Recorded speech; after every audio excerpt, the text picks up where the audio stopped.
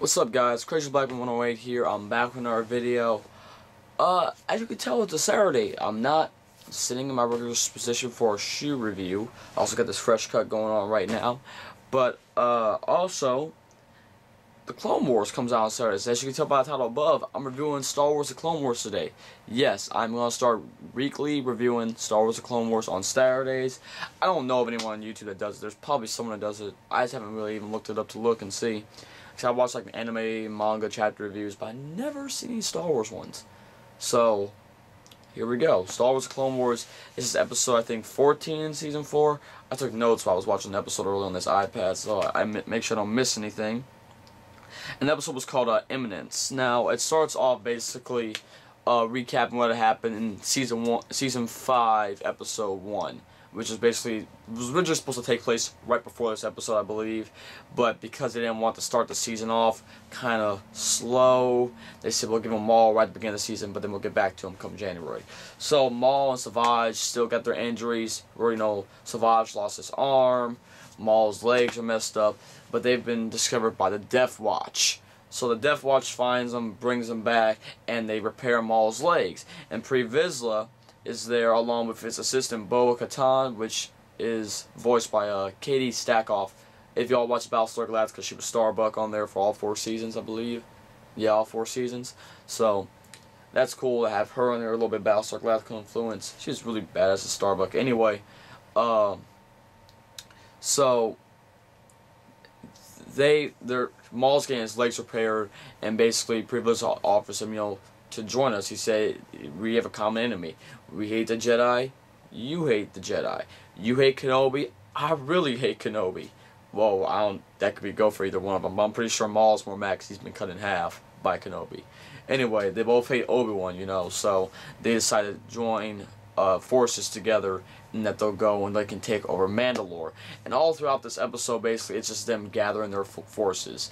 And Bo-Katan, though, she is saying to Maul, she's like, oh, well, you know, the Sith betrayed us before, I don't think we can trust them, right? But Death Watch, in this episode, you kind of see is kind of pulling the strings themselves. And Maul's not really noticing it. And they're kind of pulling the strings, and she was kind of just doing that just to rile him up and to make him kind of join and show his power. I mean, because he went to start force choking her, and they were all ready to shoot him, but, you know, Pre Vizsla told him, no, hold on, no, wait, let's listen to what he said. So he released her, and so then they go on their mission. He's like, we're going to work with Black Sun, and we're going to get some help from them. So where they go? To Mustafar. And when they get to Mustafar, they're coming in there like, we about to mess some stuff up. We coming in right now. I request an audience with your leaders. And Maul looking short. Man, that dude looking short. He looking really short. Coming up in there in front of his brother, and they go in the room, right? And all the Black Sun leaders are there, which is the fallen species. Same as Prince Shizor from the Shadows of the Empire. There's the comic book, the video game, the adult novel. I think there was even a junior novel. So yeah, that's something, you know, people want to look into. You can go to Wikipedia if you have the Star Wars Encyclopedia like I do. Look up Prince Caesar in there. It's both an X-I-Z-O-R, I believe. Yeah. Anyway, they go in there, and Maul's like, okay, we want you to help us build an army. And like, we are Black Sun. We don't deal with y'all. And then he said, kill him. Kill him. And Maul and Savage and Pre Vizsla in there, and they start to get and then Pre Vizsla, I think he took down 2 of them, and then Maul takes down 1 of them, and then no, Savage took down 1 of them, and Maul was like, I will say this again, this is your final chance. Join us and work with us in an alliance and give us supplies, you know? It wasn't those exact words, but it's pretty much what he was saying. And then he's like, no, we are Black Sun. We don't deal with your kind. No, we don't have to do this. Very well. Savage pulls out that double-bladed lightsaber, throws it, force throws straight down the line. They're all in a line. Cuts everyone's head. Well, I'm going to say it's everyone's head because of the lining of where the lightsaber was, because it was spinning. So as it went down, like, if this is the table, y'all, as it went down the table, it cut off everyone's head. And then you know that scene from the trailer, you see the one fallen speech with the lightsaber coming in, he's just like, get straight to him, bam. They don't show the actual cutting of the heads off. I don't know if it was censored by Cartoon Network, because that was some really brutal stuff. We might see that on the Season 5 DVD, which would be cool. But anyway, cuts everyone's head off. And then Maul turns to the like, I'm gonna call him the ambassador basically, because he's the one that met him outside on the platform, and progressed the audience with him. And so he looks at him and said, "Now the choice only is left to you. Will you join us to give us supplies?" And he's like, after careful consideration, yes. No, I mean, you don't mess with Maul and Savage right now. They messing stuff up. You don't want to mess with them right now. So they go to that, and then they go to Nal Hutta after they get everything worked out with the Fallen and Black Sun. They all join together. They go back to I don't know what the plan was they were on at the time when they brought Maul back to. I'm not sure, but then they get their troops and they go to Nal Hutta, and they're starting talking to the Hutts, and they're talking to the Hutts like, "Yo, okay, look, you're gonna have to give us our help. We want hyperspace lanes, all that." And at first they're all like, "No, And then Maul said, "All right, that's cool. In exchange for your dead bodies, we will take your hyperspace routes." And then they kind of start laughing, and bam, all the bounty hunters pop up, and we had Embo, we had Sugi, we had Dengar, we had Embo's pet like dog type of thing, Morok. It was pretty cool. They all just jumped up, and then it started a fight. Vizsla, Maul, Savage, they worked their way out, force pushing, force choking here. They back out and they get out to the platform, and then Bo-Katan is like, "Well, I see negotiations broke down," and like, "Clearly secure the platform." All Death Watchers starts coming down. They start securing the platform and stuff. They're getting it all secure, taking off, and they go back in. They start taking on the bounty hunters. And I thought we might see Embo die for a second. I'm like, no, wait. There's that part I think later in the season where he's involved with something with Padme. And then Sugi, I thought for a second was going to die because she threw a knife at Maul when they were still in the audience room with the rest of the Hutts. And Savage caught with the Force was like, nah. Oh, also too, Savage got a robotic arm, of course, as well, because he needs his arm. It's kind of crappy though, I'm gonna be honest. He got, robotic arm, and so they're there, and from there they go back inside, and they force their way through. Vizsla pulls out the Darksaber, starts slicing people up.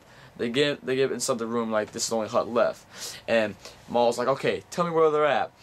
He says someplace, and he's like, because all the other Hutts have like just disappeared out of nowhere. Jabba was there, but via hologram, and so they're all like, where they go? And then he said where Jabba's went, and then previous like Jabba's palace, and then Darth Maul was just like, "You mean to?" Well, actually no, I think I actually had it written down. You mean to tell me the only place I will find Jabba is at Jabba's palace? He's like, really? That's all the information you can give me? He's like, dispose of him. I'm pretty sure he had Savage kill him then. That was, as messed up as it was, I was just kind of laughing because Maul's like, really? I'm at, okay, so where's Jabba the Hutt at? At Jabba's palace. Ah, okay. Okay, cool. Thanks for that info. Like, I couldn't figure that out myself, most likely. He was here on hologram. So they go to Tatooine. And, when they get to Tatooine, they attack Jabba's palace. They coming in there. Gamorrean guards getting shot at, getting a cut. The Gamorrean guards on the ground. Some of the other battle heroes that we saw from season 4 when Obi-Wan. I can't remember who he became, but he became one of those. He became one of those bounty hunters and broke out of the prison because he was trying to figure out what Cad Bane was doing, I believe. So we saw some of those inside Jabba's palace, and they get inside there, and just when they were Hutts of him, and Maul like threatened Jabba, and then Jabba said something. The protocol droid was like, "We have decided that we will join your alliance." And the third thing I was laughing at, I'm like, Jabba, you got a new protocol droid there. I guess the last one, the Master wasn't pleased with our last protocol droid. I'm just thinking about episode 6, but C-3PO comes in, they need a new one. So that was pretty cool. And that's basically all that happened in this episode. At the end, Pre-Vizsla and Bo-Katan were talking, and he's like, we will reclaim Mandalore, and Kenobi, and Savage, and Maul will be dead. So I'm like, dang, he's planning to have both of them get killed. So that's pretty crazy. Let's see here, anything else? Nothing really. That's basically all that happened this episode. I thought it was a pretty good episode for what it was. We've been stuck on. We did the droid arc. R2D2 sacrificed himself last week. Pretty cool. R2, of course, is gonna survive though. It's to me, it was just one of those. It's people are gonna be like, oh, this episode was as good as it could have been. It's a setup episode. Come on, you can't just go straight. Yo, all right, get y'all here, let's go. Like Maul, like you know, Maul himself was saying, patience. We gotta build first. We can't just go and take over Mandalore like this. So the war on Mandalore is getting ready to start soon, which is cool. After that, I believe we'll go into the Ahsoka arc with she doing whatever the stuff with 1313. But yeah, I really enjoyed doing this review, guys. It was a lot of fun for me because I love Star Wars a lot. This episode just really good. I hope y'all enjoyed this review of Star Wars: The Clone Wars. What was it? Eminence. Yep. And keep on watching, guys, and may the Force be with y'all. Peace.